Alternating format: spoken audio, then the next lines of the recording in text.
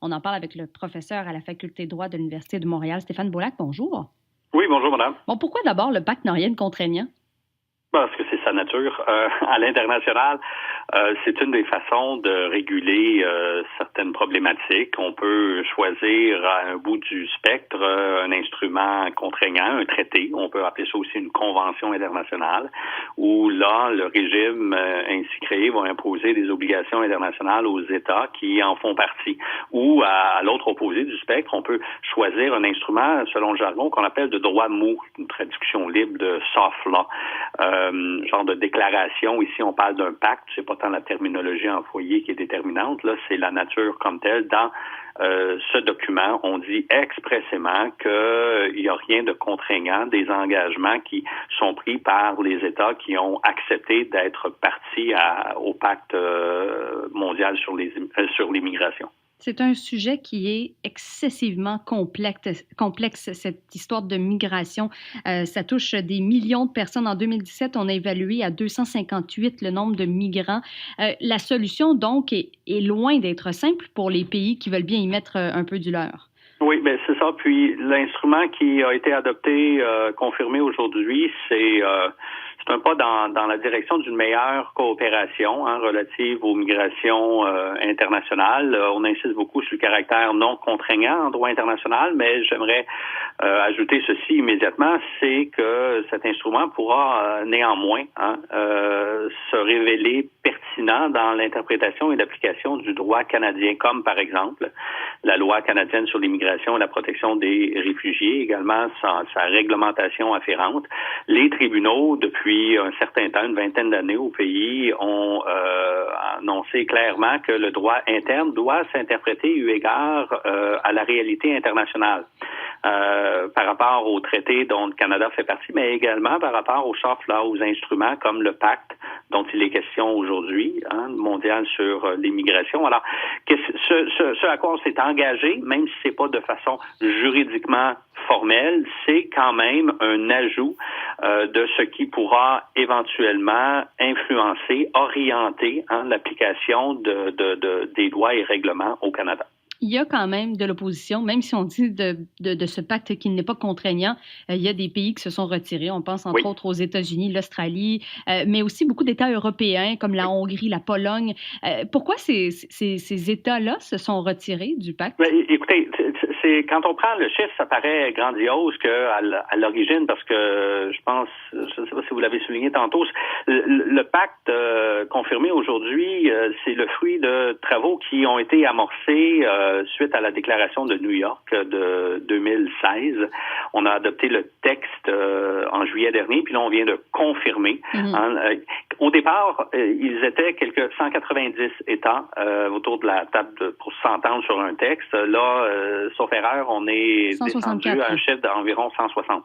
Oui. Donc, il y a une vingtaine qui ont débarqué, si je puis dire.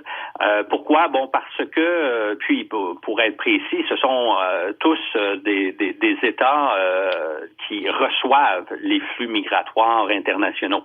Alors, pour être clair, la très grande majorité des États qui ont accepté ce pacte aujourd'hui, ben ils ne vivent pas, si je puis dire, les conséquences qui sont pas seulement que positives. Il y en a certaines qui imposent un fardeau sur les juridictions qui reçoivent ces flux migratoires. Or, les États qui se sont retirés pour des raisons qui peuvent varier d'un État à l'autre, mais là, quelques vingtaines d'États ont décidé que finalement, c'était pas un instrument, même s'il est non contraignant, auquel ils voulaient s'associer.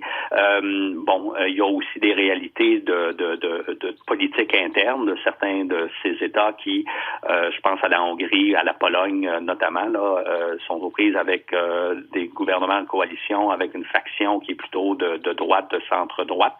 Alors, tout ça a joué dans la balance. Voilà qu'on voit dans le document qu'il y a quand même 23 objectifs bien définis avec des sous-engagements au nombre de 200 approximativement. On dit là-dedans qu'on veut documenter la migration, munir les migrants de pièces d'identité, combattre la traite de personnes. Il y a quand même des actions qui sont prévues dans ce pacte-là. Pensez-vous que ça va changer la donne?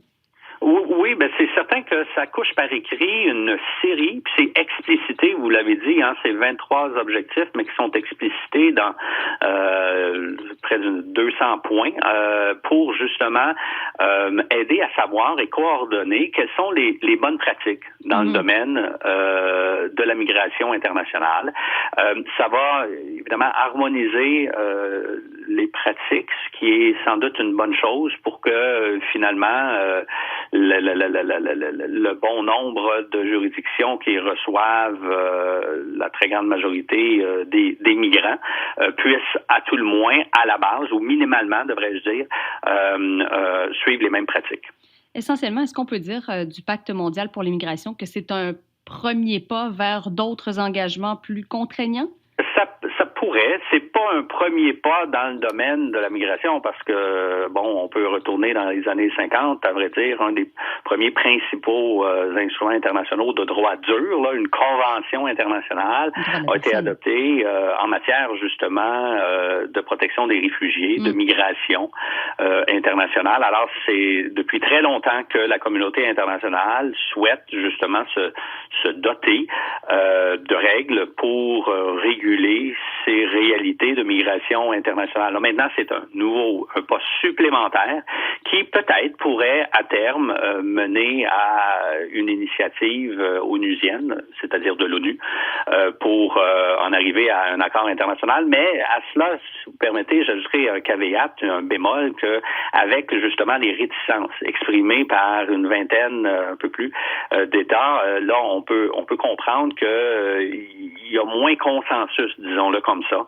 à l'international autour de ces questions et dans un avenir rapproché, à tout le moins, il serait peut-être peu vraisemblable de penser que si on a de la misère avec un instrument de droit mou, qu'on pourrait en arriver à du droit dur, à un traité international.